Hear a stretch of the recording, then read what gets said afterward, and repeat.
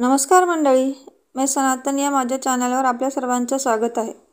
असे म्हणतात की प्रत्येक पुरुषाच्या यशामध्ये स्त्रीचा हात असतो आणि प्रत्येक पुरुषाला असे वाटते की आपले ज्या मुलीसोबत लग्न होणार आहे, जी मुलगी आपल्या आयुष्यात येणार आहे ती अत्यंत भाग्यशाली असावी, तिच्या पवित्र पावलाने आपले जीवन उज्ज्वल व्हावे अशी प्रत्येकाची इच्छा असते। त्या मुलीने आपल्या घरच्यांची काळजी घ्यावी व आपल्या जीवनामध्ये आनंद आणावा अशी आपली माफक इच्छा असते। काही पुरुषांच्या बाबतीत हे खरे सुद्धा होते आणि त्यांच्या जीवनामध्ये आलेल्या व्यक्तीमुळे त्यांचे जीवन व त्यांचे घर स्वर्ग बनते। त्यांच्या येण्यामुळे घर आनंदी बनते। समुद्र पुराणांमध्ये अशा व्यक्तीबद्दल काही महत्त्वाच्या गोष्टी सांगण्यात आलेल्या आहेत। ज्या स्त्रियांच्या अंगी हे गुण असतात त्या स्त्रिया लग्न झाल्यानंतर ज्या घरी जातात त्या घराला स्वर्ग बनवतात। त्यातील पहिली गोष्ट म्हणजे धार्मिक गोष्टींना महत्त्व देणारी स्त्री। जी स्त्री धार्मिक गोष्टींना अधिक महत्त्व देते, देवाची पूजा अर्चना करते, सकाळ संध्याकाळ देवाची मनोभावे आराधना करते, अशी स्त्री सात्विक स्वभावाची मानली जाते आणि या स्त्रीच्या अंगी असणाऱ्या गुणधर्मामुळे त्या घरांमध्ये नेहमी सुखशांती वैभव सुद्धा नांदू लागते। दुसरे लक्षण म्हणजे संयमी वृत्ती व समाधानी वृत्ती। जी स्त्री छोट्या छोट्या गोष्टींनी समाधानी होते अशा प्रकारच्या स्त्रिया अत्यंत चांगल्या मानल्या जातात, कारण की अशा प्रकारच्या स्त्रिया आपल्या पतीकडून कोणत्याच प्रकारच्या अपेक्षा ठेवत नाही आणि यामुळे जर पतीकडून कोणत्या गोष्टीची कमतरता निर्माण झाली तरी अशा स्त्रिया वादसुद्धा घालत नाहीत आणि ज्या स्त्री संयम व समाधानी असतात त्यांच्या घरामध्ये नेहमी शांतता असते। कोणत्या प्रकारचे भांडण व कलह कधीच होत नाही। आपल्या आजूबाजूला अशा काही स्त्रिया असतात ज्या शेजारीने काही नवीन वस्तू आणली तर आपल्या घरात सुद्धा ही वस्तू आणावी असा हट्ट धरत असतात आणि आपल्या पत्नीची लाड पुरवत अनेक पतींच्या नाकी नऊ येत असतात।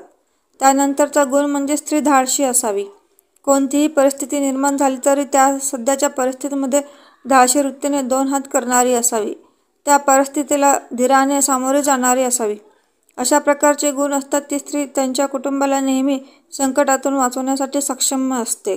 त्यानंतरची लक्षणं म्हणजे राग नाही येणारी स्त्री। अशी स्त्री आपल्याला क्वचितच भेटेल की ज्या स्त्रीला राग येत नाही। राग येणे हा प्रत्येक स्त्रीचा मूळ स्वभाव असतो, परंतु जास्त प्रमाणात राग नसावा। ज्या स्त्रीला जास्त प्रमाणामध्ये राग येतो, जी स्त्री नेहमी कर्कश आवाजामध्ये बोलत असते, अशा घरांमध्ये नेहमी भांडणे होत असतात। अशा घरांमध्ये माता महालक्ष्मी सुद्धा जास्त काळ राहणे पसंत करत नाही। म्हणून घरातील स्त्रीने जास्त न रागावता सगळ्या गोष्टी संयमाने हाताळायला हवेत। त्यानंतरची जी लक्षण म्हणजे ज्या घरातील स्त्री समजदार असते त्या घरांमध्ये नेहमी चांगल्या गोष्टी घडत असतात। आपल्या घरामध्ये ज्या गोष्टी आहेत त्या आहेत, ज्या नाही त्यांनाही तसे स्पष्टपणे समजून घेऊन आपल्या पतीसोबत संसार करते। अशा प्रकारची स्त्री अत्यंत भाग्यशाली असते व अशा प्रकारची स्त्री आपल्या कुटुंबाला नेहमी समजून घेत असते, कारण की घरातली स्त्री समजूतदार असणे अत्यंत गरजेचे आहे। कारण की संसारामध्ये अनेकदा अशा काही परिस्थिती निर्माण होत असतात, त्या परिस्थितीमध्ये एकमेकांना समजून घेणे अत्यंत गरजेचे असते।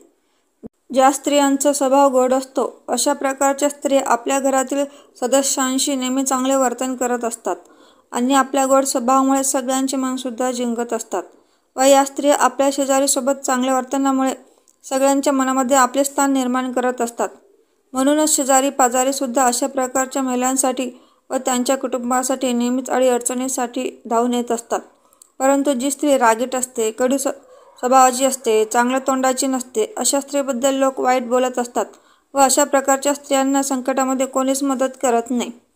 ज्या स्त्रीच्या तळपायावर त्रिकोणी आकार असतो ती स्त्री खूपच भाग्यशाली समजली जाते। ज्या स्त्रीचे तळपाय सर्पाकार म्हणजेच खोलगट असतात अशा प्रकारची स्त्री आपल्यासोबत नेहमी चांगल्या गोष्टी घेऊन येते। ज्या स्त्रीचे डोळे हरणीसारखे असते ती स्त्री अत्यंत भाग्यशाली समजते आणि या स्त्रीमुळे त्या कुटुंबाचा सुद्धा उद्धार होत असतो। ज्या स्त्रीच्या बेंबीजवळ तीळ असते अशा प्रकारची स्त्री आपल्या पतीला खूपच ऐश्वर्यधन प्राप्त करून देत असते। हे होते काही लक्षणे जी आपल्याला माहीत असणे गरजेचे आहे।